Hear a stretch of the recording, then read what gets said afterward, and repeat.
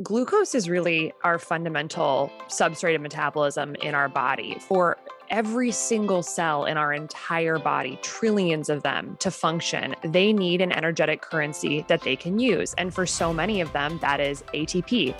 And that is created through a conversion of glucose in our cells, in our mitochondria, to this usable form of energy. So it's just such a fundamental sort of core part of human functioning.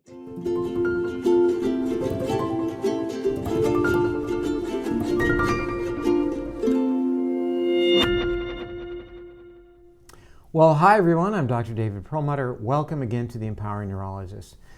This might be one of the most important shows we've ever put on, and it deals with metabolic health. What does that mean? It deals with blood sugar and insulin, which are really a cornerstone issues as it relates to some of our most pervasive and devastating issues in our society, like coronary artery disease, diabetes, obesity, Alzheimer's disease, and even cancer. We have got to rein in our blood sugar. No matter what diet you may be on, that is your goal. That does in fact lead to downstream benefits like weight loss and immune balance and reduction of inflammation, reduction of the generation of free radicals, for example. How do we know the effectiveness of our diets in terms of our blood sugar? And not just diet for that matter, but things like sleep and exercise and other lifestyle issues. Well, now we have technology so we can moment to moment learn what are the effects of our various choices on our blood sugar. And you've heard me refer to this before on other programs. It is called continuous glucose monitoring, or CGM. This is a wearable device, a patch, that moment to moment will give you a readout in your smartphone exactly what your blood sugar is at that moment. Incredibly valuable information. Why?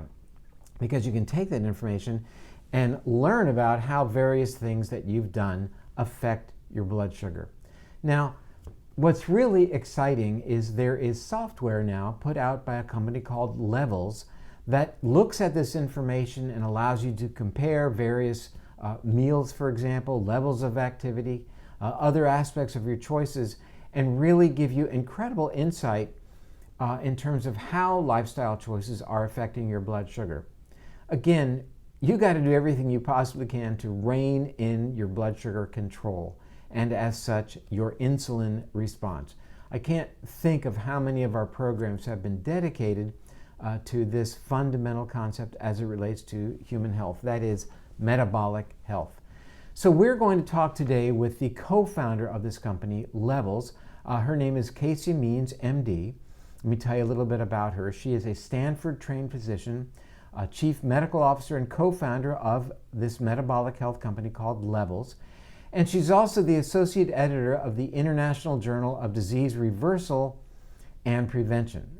Her mission is to maximize human potential and reverse this epidemic that we are experiencing of chronic diseases by empowering each and every one of us with tools that can inform us, tools that are smart, that are personalized, and allow us to make sustainable lifestyle and certainly dietary choices as well as they relate to regulating our blood sugar. Now, her perspective has been recently featured in the New York Times, Men's Health, Forbes, Business Insider, TechCrunch, Entrepreneur Magazine, The Hill, Metabolism, Endocrine Today, and many, many more. She recently co-authored with me an op-ed in MedPage Today dealing with the politics of sugar in America. She is an award-winning biomedical researcher with past research positions at the NIH, Stanford School of Medicine, and at NYU. So let's learn everything we can about Levels and about continuous glucose monitoring. So Dr. Means, welcome to the program. Thank you so much, Dr. Perlmutter. I'm always so glad we can work through our technology stuff when we have issues. But you're right, the restart is the home run. Wish we had that for our bodies, right? Absolutely. It worked today. I mentioned in the intro just how fundamental metabolism is, and specifically knowing our blood sugar levels. And that's something I think a lot of people have known for a long time. They've gone every 4 months or whatever to the doctor, get a fasting blood sugar every year or whatever. And, then there came the ability of people to at least check their blood sugar at home. Mostly those were diabetics. But now it's the dynamics of blood sugar that seems to be so incredibly valuable. So why don't we just start off by talking about why it is that knowing not just our blood sugar levels, but how it changes. Why is that so valuable? Yes, absolutely. So, glucose is really our fundamental substrate of metabolism in our body. For every single cell in our entire body, trillions of them to function, they need an energetic currency that they can use. And for so many of them, that is ATP. And that is created through a conversion of glucose in our cells, in our mitochondria, to this usable form of energy. So it's just such a fundamental sort of core part of human functioning. And for most, at this point, the majority of Americans, our glucose levels in our bodies are not where they're supposed to be. And the way we're processing energy is not efficient. It's not working properly. And that is fundamentally what we would call metabolic dysfunction. Recent research out of UNC suggested that up to 88% of American adults have metabolic dysfunction, meaning this whole process of energy conversion isn't working as optimally as it could. And this is really relevant to everyone because we see so many different symptoms and chronic conditions cropping up in our country that are becoming so common: heart disease, stroke, Alzheimer's, dementia, diabetes, obesity, infertility, and all of these things. They seem like totally different conditions. They're like, we look at them as like isolated silos in medicine. But when we really think about the physiology of these conditions, so many of them are actually rooted in blood sugar dysregulation and resultant insulin resistance. The trunk of the tree of all these seemingly different branches is actually the same. And we know that blood sugar is a contributing cause, maybe not the sole cause, but a big contributor to many of these conditions. So orienting around blood sugar in our everyday lives is just such a powerful tool to improve our health in so many different ways. And the beautiful thing is so many lifestyle and dietary choices can move our glucose in the right direction, can make our energy more efficient. And, unfortunately, it is an uphill battle because in our just living a normal Western life, eating a normal Western diet, we are going to be on the path towards a poor metabolism. The way we're living these days really hijacks our system and makes it difficult for it to run properly. So really thinking about how to improve our metabolic health, our metabolic fitness, get our insulin sensitivity under control, get our glucose levels in a stable and healthy range, keep our metabolic processes functioning optimally is just one of the lowest hanging fruits we can do to improve our health just in multifarious ways. And it's not a lens that we're orienting through commonly right now when we talk about diet. We don't talk about diet and metabolic health in the same sentence generally, but I think we really should be.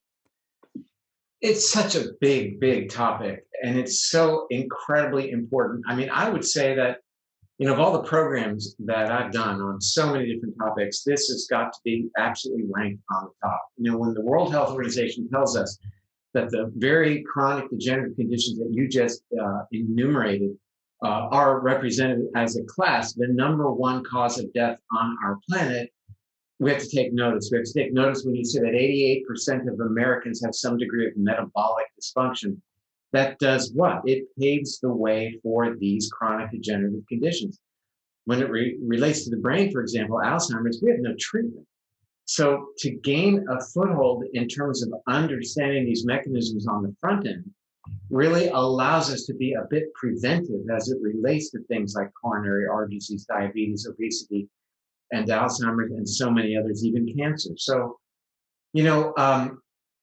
there's oftentimes the statement that, I went to see the doctor and he or she said, I'm not diabetic, so everything's great.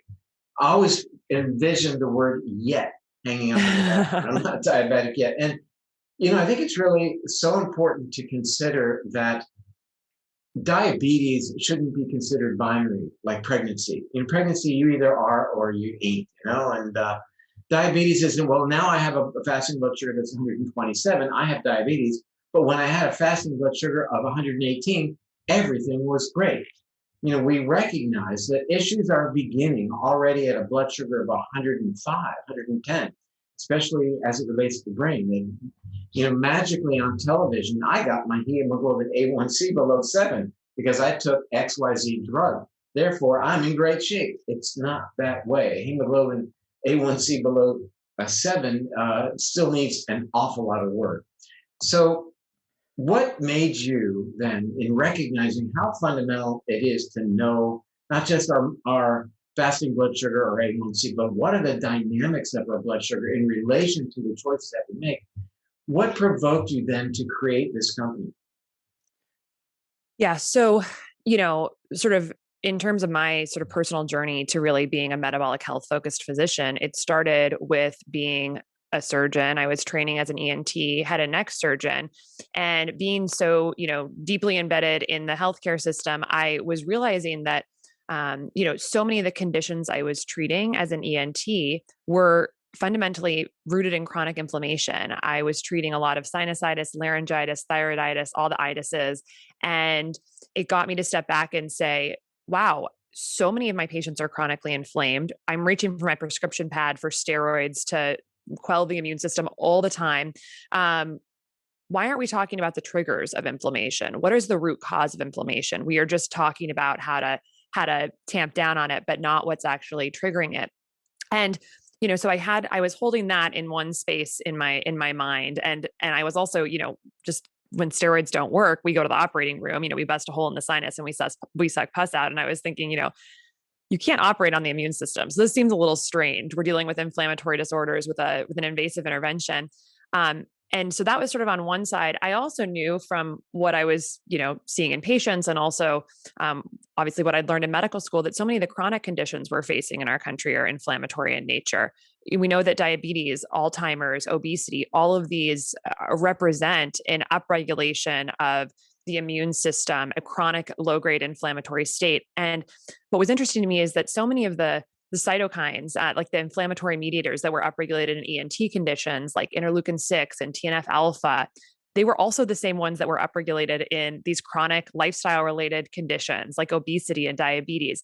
And it just really got me to step back and think, really focus on a more systems biology approach to the body. What is linking all of this? Why are we treating ENT conditions vastly different than obesity and diabetes when actually a lot of the physiology seems to be the same?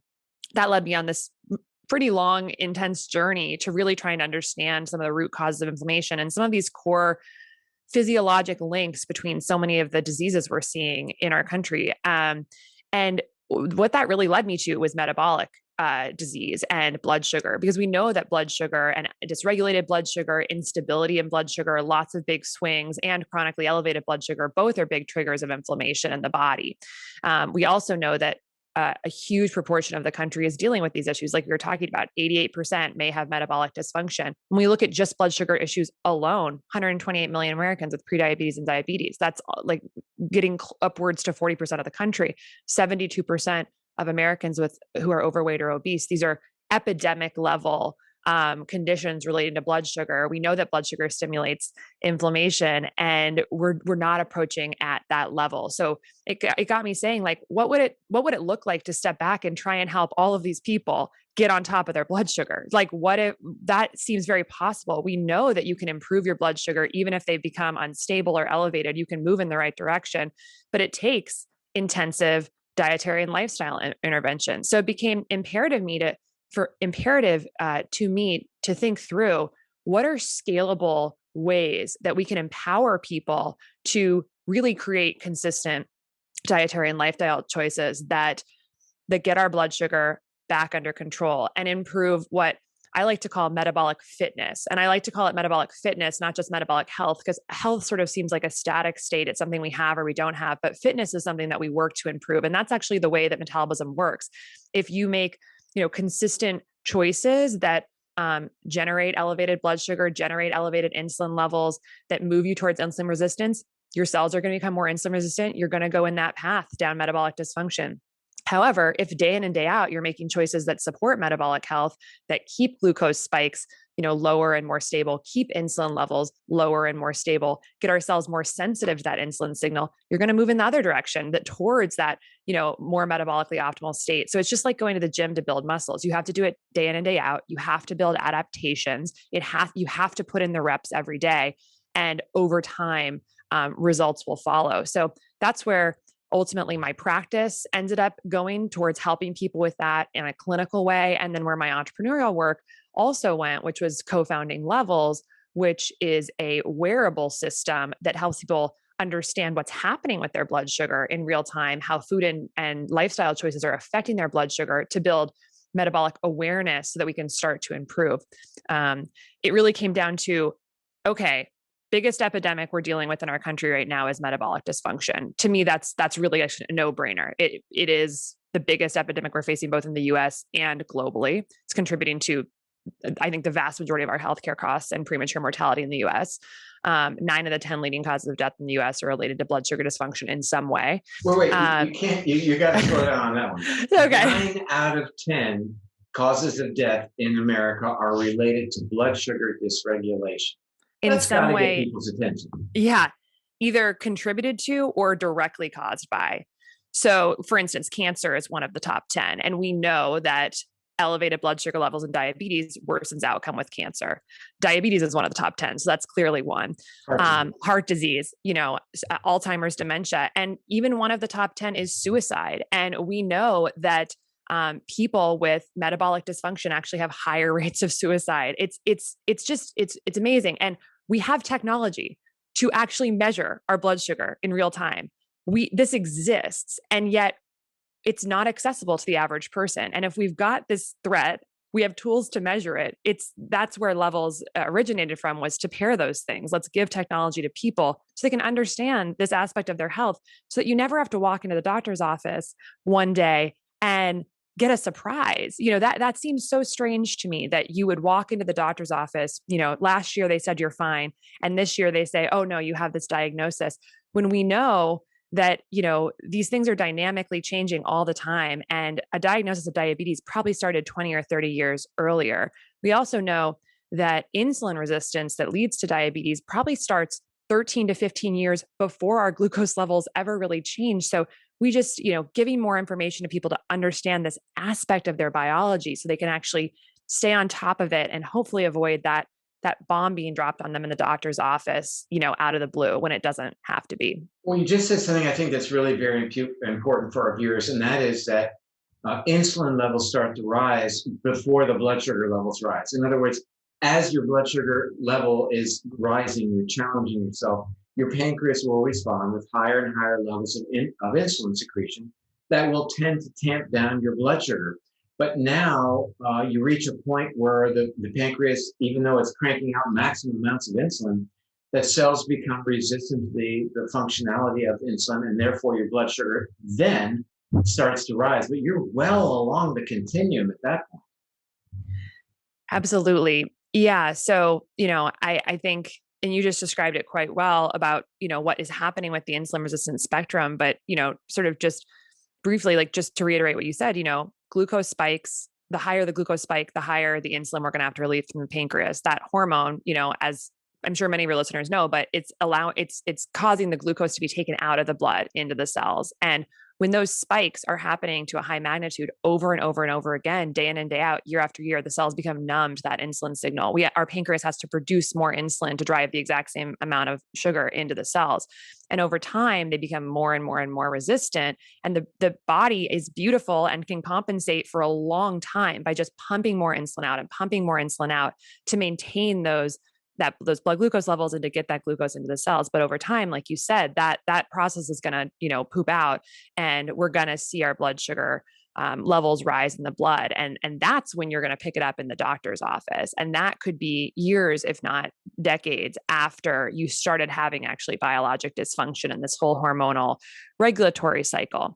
And what's also interesting about the other side of that insulin coin is that, insulin is a signal to the body that glucose is around and we need to take it up. But the secondary sort of message of insulin, there's many, many things that insulin does in the body, but a big one is it's a block on fat burning. So if insulin levels are high, it's a signal to the body, we have energy in the form of glucose. We don't need to tap into our fat stores or use fat for energy because we've got tons of glucose around. So it's a block on fat burning. So as those insulin levels are rising over time in response to insulin resistance, we're also putting more and more of a constitutive brake on fat burning. And so for anyone, thinking through weight loss or, wanting to store less fat or wanting to burn more fat, I think there's a lot of movement in the community about talking more about insulin than talking about calories, because calories that stimulate insulin are going to have more of an effect on our ability to store or burn fat than calories that don't stimulate insulin. So there's, a lot of things that come along with insulin elevation. And there's, I think this is not in common practice now. We're really orienting around insulin when we think about prevention of diabetes or assessment of blood sugar issues. I think it's happening a lot in the functional medicine space where doctors will often order a fasting insulin test as part of a metabolic workup.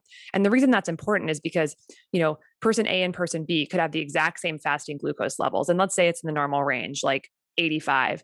Person A could be maintaining that glucose level of 85 with a fasting insulin of 2 or 3. Their cells are so sensitive to insulin that they need very little insulin to keep their blood sugar levels at 85. Person B could be much farther down on the insulin resistance spectrum, and they're having to pump out 30 or 40, of insulin and have insulin levels, fasting insulin levels of 30 or 40 to keep that glucose at 85. So on the fasting glucose test, they look the same. But on the insulin test, they are vastly different. And person B is much more likely to be tipping into prediabetes or diabetes. So it gives a wealth of information that you can't just get from glucose. And one other just kind of interesting study that I was reading recently, there was a study looking at sleep and its effect on glucose levels and insulin levels. And they showed that people who on average slept 6.5 hours of sleep per night versus 7.5 to 8.5 hours of sleep per night, sleep has a strong impact on our metabolic health. The people who slept the 6.5 hours had the same glucose responses as the people who slept 7.5 to 8.5, but they had to produce 50% more insulin to get that same glucose level. So just some really fascinating stuff there. And I think we're starting to become aware to it in common practice, but it's still not a standard test that you're going to see ordered for the average patient. Well, but what people can have access to is having a continuous glucose monitor if they have a forward-thinking healthcare provider to prescribe that. So people can buy the CGM device that comes with software that you have in your smartphone. But as I used that and saw what it told me, and it told me my blood sugar measurements at any given time, which was really helpful. But you've taken it to the next gen. I mean, this is a quantum leap. And you just mentioned, for example, sleep. So we'd like to know, for example, activity. And I think we have some images we can look at. These are actual of what you get on your smartphone. So let's look at this activity catalog. Maybe you can walk us through what we're seeing on our screens now. Yeah, absolutely. So what the Levels app does is it takes this data stream from the continuous glucose monitors, which are these wearable sensors that have a small internal probe and are measuring glucose 24 hours a day, 7 days a week in response to everything you're doing during the day, takes that raw data stream of glucose data, and our software converts into something that's usable and actionable and helps people make better decisions about their diet and lifestyle, orienting around glucose. So the activity catalog is a feature where anyone who's logged food or a meal or a set of activities will get a score after 2 hours. And that, basically after you eat something, you're going to digest it, glucose is going to rise in the blood, and then it's going to hopefully come back down if this whole system of insulin is working properly. And you can learn a lot from what happens in that elevation and that drop. I like to say that every glucose curve tells a story, and there's a lot of information embedded in the way that you respond to food that can tell us a lot about insulin sensitivity and glucose. How long it takes you to reach a peak and then comes back down tells us something about insulin sensitivity. How high your peak is tells us something. So this person seems to be doing well. They're getting 10s across the board, aside from the fact that their iPhone needs to be charged. This is my data. I took some screenshots from my app, and I will say, this is showing the top scores that I've gotten. But what's really neat, and so what we do with the Levels app is we take a lot of that information that's embedded in in that 2-hour response, time to peak, delta from baseline, how quickly you return, the area under the curve, which is basically if you shaded the area under the peak, how big is that area? That tells us something about how much glucose exposure you're getting after a meal.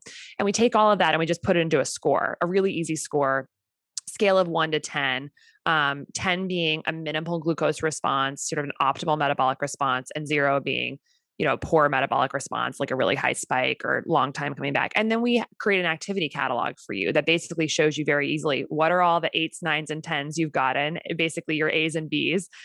These are going to be the best meals for your metabolic response, have the least glycemic impact. And then you can scroll down and see what didn't work so well for you. And by looking through those, you can start to make some inferences about what types of foods tend to keep you more stable. We want to keep our glucose in a stable, fairly low and healthy range, have, small hills after meals, but not big mountain peaks and valleys. This is going to reduce the amount of insulin our body has to produce and sort of keep us on that path of insulin sensitivity. And so people make all sorts of, inferences from looking at this, like saying, oh, when I eat refined and processed grains, I tend to have much lower zone scores. Or when I add fat and protein to my fruit, like almond butter or cheese to a piece of fruit, my glucose spikes are lower. That fat and protein seems to be buffering my response. Or when I add fiber to my oatmeal plus some healthy fat, I have less of a response. And you start to learn these tools and these tips of what's in your metabolic toolbox to basically achieve that lower glucose. So here we are response. looking at the second image at the zone scores. And I guess this is you, tofu, peanut butter, chia, coconut milk. That's a big lunch. It's a strange lunch, yeah. And again, you haven't charged your iPhone. But here you're getting a very nice glucose response measured 2 hours after the meal, correct? It's a 2-hour window after the meal. Yeah. Yeah, during that window. So it's the entire curve that we're looking at. Exactly. We're looking at how, I have it right in front of me, but it'll probably say plus some amount, which is the delta from baseline, plus 5 or 6 or something like that. And then it'll have the score that's more of that composite metric that takes in a bunch of different features. But I'm generally shooting to not go more than above 30 milligrams per deciliter from baseline after eating something. I don't want to go up 50 or 60 or 70 glucose points. I want to stick to 30 points of elevation or below, but ideally like 15 or less. And having used continuous glucose monitoring for the past 18 months or so and developing this software, I basically figured out a diet for me that I can eat huge meals, very diverse macronutrient profiles, and still keep my glucose really stable pretty much all the time. And that's just by learning the ways you can properly pair food, time foods, the way I can use exercise to my advantage, the impact of sleep and stress on my glucose levels, all of these things, putting them together, basically create a lifestyle plan that keeps glucose fairly stable without really there's no deprivation or minimizing food intake. It's just thoughtfully utilizing food to your advantage. Now, the next image looks at a comparison feature where you're able to look at your response of two different versions of something. I think in this case, it's yogurt side by side. Can you walk us through that? Sure, absolutely. So the compare feature is to show you 2 or more different versions of a meal or an activity and see which one had the least impact on your glucose. So an example of this would be like, okay, I'm having unsweetened yogurt and I'm going to add fruit to one. I'm going to add fruit and nuts to one, and I'm going to add fruit and nuts and chia seeds to one. So in that first permutation, it's mainly adding a carbohydrate addition, fruit, sugar. The second one, it's adding fruit and fat. And the third one, it's adding fruit and fat and fiber. And so you can compare all your results to those 3 different experiments and see which one had the least glycemic impact on you. And most likely it's going to be that third one, the one that has fiber and fat in addition to the carbohydrate. But each person's body is different and each person will respond differently to these different things. But this is incredibly valuable information. In the fourth image, you're looking at a comparison between Element, which is an electrolyte supplement added to water, mainly used, I think, in people on a ketogenic diet. And then comparing that to the blood sugar surge, which we see in the white curve of Gatorade. And this is pretty remarkable. I mean, it's like your own science kit right on your smartphone.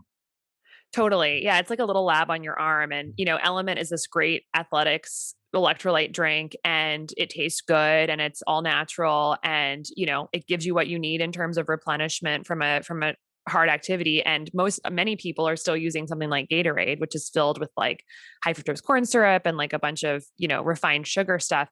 And so, someone might think, oh, Gatorade's normal. That's fine to drink. And, if that's what you want to do, that's perfectly fine. But to know that there are other options that are going to give you that same, electrolyte boost, but with no glucose response, as opposed to a 50, 60 point glucose response. I mean, that's really important information to know, because those spikes day after day, week after week, year after year, I mean, that's going to affect your physiology. We did a similar experiment, one of our customers, with protein bars, like athletic protein bars. And they found that there were certain bars like the HVMN bars and the Think Thin bars that basically cause like no glucose spike at all. A Cliff bar had like an 80 or 100 point spike. And so all things being, walking to a grocery store, you might just grab a Cliff bar and think that's fine. And for some people, it might be fine. It might not cause a big glucose elevation in certain people, but knowing that information, and just sort of reframing from, oh, they're all the same, they all have some carbs, to, wow, these are totally different responses for my body. I personally think that's very helpful information. Well, the last section, last image here is from the Learn section. And I think this might also be one of the most valuable things that you offer, which is frequently updated. So what kinds of things are you presenting in this section? Yeah, so we're working with just a variety of, the key thinkers in this space about producing content that's going to be really relevant to the average individual trying to optimize their metabolic health. Right now, if you search glucose or metabolic health on the internet, most of what you're going to find is about diabetes and prediabetes or scientific research papers. But there's very little for individuals who are otherwise healthy, who are subdiabetic, they don't have a diagnosed metabolic condition yet, but want to learn how all these things are relevant to their own health, their current performance, their current day-to-day living, and then their avoidance of future disease. So that's really the niche that we're filling, is translating this research for people that are looking to orient their diets and their lives around improving metabolic health. So it's just a vast array of great information. How does glucose affect our inflammation? How does sleep impact our metabolic health? How does exercise impact our metabolism and our glucose control? And on the flip side, how can different types of fueling improve our athletic performance? Not a lot of it is about chronic disease and about avoidance of these conditions, and really about what we were talking about in the beginning of the podcast. But a lot of it's also about current performance, because what's so interesting about glucose is it's kind of at the nexus of our day-to-day lives and improving our sort of lived experience of our current lives, but then also avoidance of disease. It's not just about sort of keeping things in check now so we don't get sick in the future. It's also about making our day-to-day lives better. And really, I think the way to look at this is when there's a variability in our glucose, we often feel variability in our day-to-day lives. When glucose shoots up and then crashes down, that's a process called reactive hypoglycemia. When we get a really high glucose spike, we produce a ton of insulin, and sometimes our body can overshoot in taking that out of the bloodstream. And that period of overshooting, when your glucose is actually low after a high spike meal, people can feel jittery, they can feel anxious, they can feel like they have brain fog. And so that variability in our glucose curves really does map on to variability in our sort of psychological experience of the day. And I feel that more stability in our glucose levels day in and day out translates to more stability in our energy, our mental health, our brain performance. For those of us who are in this field where we are doing our best to stay current with scientific literature related to the nutritional recommendations that we make, we know that there are broad stroke recommendations. You and I just put out an op-ed in MedPage about just the issues related to sugar consumption. That's kind of a broad stroke recommendation. But what you're describing here is as personalized as could be. There, you are the N of one getting this instant feedback with respect to how your unique body, with all of the nuances from your genome, your microbiome, your current state of metabolic health, et cetera, how your body is responding to various challenges, whether it's almonds versus cashews or aerobics versus strength training. So it couldn't be more specific in terms of the information that's good for me as an N of one. I mean, I've learned that almonds are good and cashews for me are worse in terms of my glucose response. I would never have known that. So it's those subtle things that can be in the aggregate changed to bring about better blood sugar control, which, to get to the beginning of our time together today, is really the key. It's the key to metabolic health, opens the door to being healthy across a very, very wide spectrum indeed, as relates to the things that we fear the most: cancer, coronary artery disease, Alzheimer's, diabetes, obesity, and a whole host of inflammatory conditions. Not to mention, why do people say not to mention? Then they mention it, which not to mention, but I will mention, risk of bad outcome as it relates to COVID. So having said that, we know that people on the diabetic scale, certainly type 2 diabetics, have a bad response. And we know that there is an immune play here that is influenced by blood sugar control.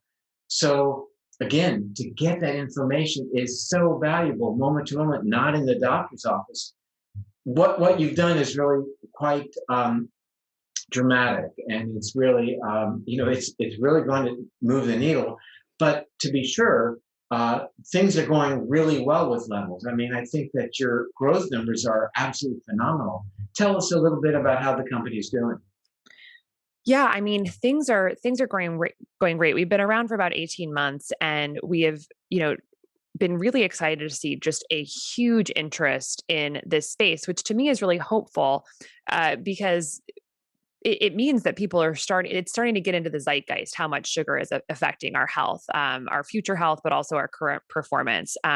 We've got all sorts of demographics who are interested in this, which is also great to see, ranging from keto enthusiasts, people who already are sort of following a low carb diet and really want to optimize and learn what foods are actually okay or not okay to keep them in ketosis. We've got lots of people in the weight loss community who are interested in understanding weight loss more through that metabolic lens, the hormonal insulin related lens, not just about calories in, calories out, but really focusing on keeping that glucose and insulin more stable. We've got a lot of pro athletes who are really looking to get that extra advantage on fueling. They want to make sure that they're staying metabolically flexible for their sports. And what that means is that they are good at burning both carbohydrates, but also fat during their events. They want to be able to tap into all the energy in their body and not just glucose. And like we were talking about earlier, when our glucose and insulin levels are constitutively high, it's blocking our ability to burn fat. And so if you're an athlete and you want to get the maximal amount of sort of energy from your body, being able to switch back and forth between fat and carb burning is helpful. So many athletes are interested in fueling through that lens, but also we know that high glucose spikes impact inflammation and may impact recovery. So people also want to make sure that in the recovery state, they're not potentially causing unnecessary spikes that are going to sort of impair the recovery process.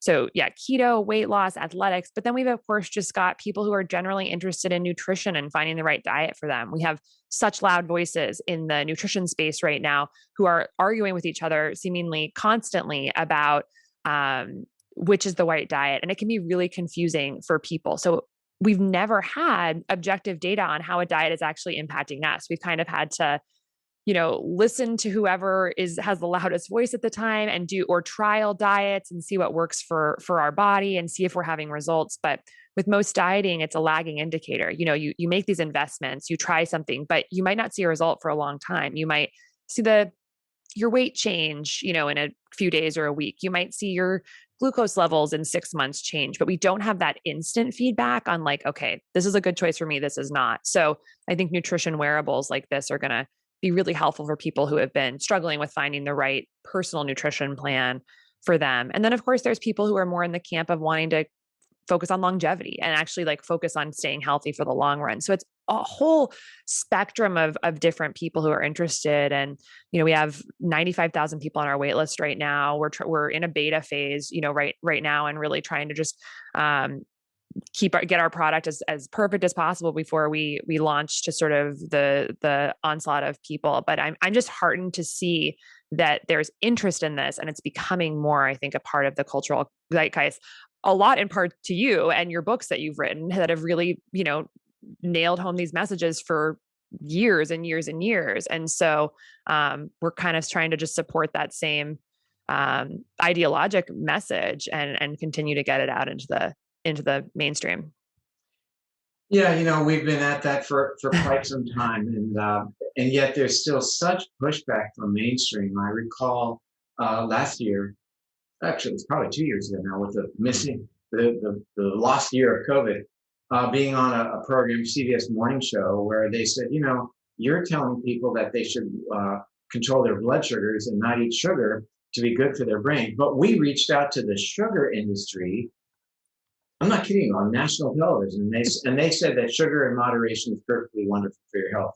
And it's that's okay. It's why you and I just wrote that op-ed, because it's not okay. It's not good for your health, and it's something in the human diet that has never been there. There's nothing natural or speaking to our genome appropriately about consuming excess sugar or added sugar. It is a powerful metabolic signal that's telling the body that caloric scarcity may be in your future, that winter is coming, and you need to make fat. You need to increase your inflammation. You need to become insulin resistant, because that will allow you to survive during times of caloric scarcity. That's not our modern world. We've certainly got an abundance of calories, though we may not have necessarily an abundance of nutrition. That's for sure. But anyhow, before we close, what's down the range for levels? What are you planning for the future, near term and long term, on the wish list? Where do you think it's going to go? Many, many directions. I think first and foremost, our core focus is generating metabolic awareness in a really effective way at scale. So helping people learn about how not only diet, but also lifestyle affects their glucose levels. So building a product that does that is our core focus right now. And hopefully changing our customers' lives for the better. We've talked a lot about food combinations and things like that in this episode, but it's amazing how much else affects our glucose levels. How much sleep we're getting very much affects our insulin and glucose levels. How much stress we have and how we respond to stress, and our stress hormone levels in our body significantly impacts our glucose levels. Our exercise, of course, impacts glucose, with really any form of exercise being optimal, being good for our metabolic health and our insulin sensitivity. It seems like the more consistently we move throughout the day, the better for our metabolic health. So actually moving for a few minutes every half hour or so seems to be better for metabolic health than just doing like 1/2 hour workout a day. So consistency is important. Microbiome has a huge impact on our metabolic health, and micronutrient status. So what are not just our macronutrients, but our micronutrients, our B vitamins, manganese, alpha lipoic acid, zinc, vitamin C. These things all impact our enzymatic reactions for metabolic health. So with all of that in the model of how to keep glucose stable, building a product that really gives people that holistic understanding of how to live a holistically healthy life. It's not just about eating low carb and avoiding foods. It's about building a body over time that, through all of these mechanisms, has a readout of glucose that is positive. And that doesn't just mean avoiding carbohydrates. It means building a body that processes carbohydrates, healthy carbohydrates, properly. So that's really our product roadmap is teaching people how to do that. And part of that is involving other data streams. So heart rate data, heart rate variability data, step data, sleep data, merging that with a glucose data stream to be able to give people higher level insights. And then down the road, potentially looking at multi-analyte sensing. So right now, only continuous biomarker we have possible is glucose. That's the only sort of on the body lab test that you can do at home 24 hours a day. There's nothing else. And it's a great one because it's our key metabolic substrate. But I think we're going to see huge movement in the industry towards other analytes being sensed in a continuous fashion as biofeedback, which I think is going to really change the game for personalized nutrition. And we're very much involved in helping to look into that and research that, and hopefully be a part of moving in that direction. So we're working a lot with our research partners. We have partnerships with Brigham Young University, soon to be Thomas Jefferson University, University of South Florida, doing a number of academic research collaborations to really understand metabolic health better. And so that's just kind of the beginning, but we're just really excited to move forward. And hopefully, I think a side goal for us is to also make this hardware just massively more accessible. Right now, it's a high priced device. It's prescription only. Currently, these devices are mostly used in the type 1 and type 2 diabetic community for monitoring their conditions. We're bringing this more to the wellness market, but at the end of the day, these could really benefit anyone. They're a life-saving technology for the type 1 community. They're a very helpful adjunct for the type 2 community. And then, of course, they're for more optimization and health maintenance for the wellness community. But end of the day, the prices of these need to come down massively, and they need to be widely accessible for all populations who need them. So we're hoping to be a part of that movement as well. Well, the irony is that this keeps you from, if you implement the data, this keeps you or helps prevent you from becoming a type 2 diabetic. So Right. why not? There was a time when you couldn't have a PSA test done unless you had prostate cancer. So why not? I mean, and the next question would be, how reluctant are, let's say, mainstream allopathic physicians? How reluctant are they to prescribe a continuous glucose monitor for someone who's not diabetic or not even really close?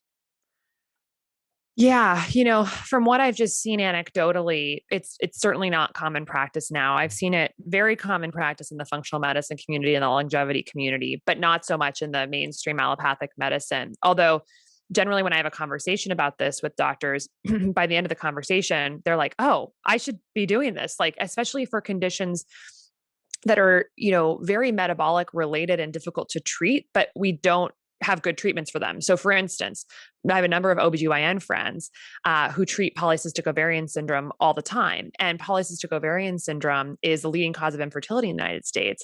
And it is, from a hormonal perspective, we see an abundance of androgen or male type hormones in the female body, which causes menstrual irregularities, infertility, and other symptoms like hair growth, hirsutism, acne, and other symptoms, central obesity. And we know that people with PCOS half will be diabetic by the time they're 40. It's just astronomical, the overlap between the infertility and the metabolic derangements. And the thought about this is that as insulin resistance in the body develops in these women, the elevated insulin that results from insulin resistance stimulates a particular cell type in the ovary, the theca cells, to produce more testosterone. And that's really the root. So if we can get insulin levels down, take the accelerator off the theca cell androgen production, you can actually improve PCOS symptoms. And there's been a number of dietary and lifestyle studies showing that low glycemic diets and ketogenic diets, both low carb diets, improve PCOS symptoms, all sorts of metabolic biomarkers, and infertility rates. However, there's one study that I quote that looked at institution of ketogenic diet it was a group of 5 women with PCOS, and I think 3 of them actually became pregnant. So we know that there is a huge microbiome issue there as well. And interestingly, to your point, probably the number one pharmaceutical intervention for these women is metformin, a drug that is generally used for diabetes, although we could talk about the other aspects of that may relate to correcting metabolism through the AMP kinase pathway. But nonetheless, I've been very much looking forward to chatting with you today. I mean, I'm, as you know, very thrilled with what you're doing. I've expressed it to you in phone calls before, and I'm delighted to be able to participate in an advisory role, because I think this is really so very, very important. So I want to thank you for your time today. Thank you so much for having me, Dr. Perlmutter. It's just such an honor and pleasure to get to work with you. And thank you so much for having me on the podcast. Great. Well, we'll talk soon. As I stated in the intro, nothing is more fundamental than controlling our metabolism, balancing our blood sugar, balancing our insulin response. Now we have the technology to know moment to moment what is the effect of our lifestyle choices, our exercise, the foods we eat, the stress that we experience? Is the amount of sleep we get? What is the effect on our blood sugar? That is vitally important and extremely empowering information that is brought to you now from Levels, an incredible software that utilizes the information that is put out by your continuous glucose monitor. Hope you enjoyed the program today. Thank you again for joining us. I'm Dr. David Perlmutter. Bye for now.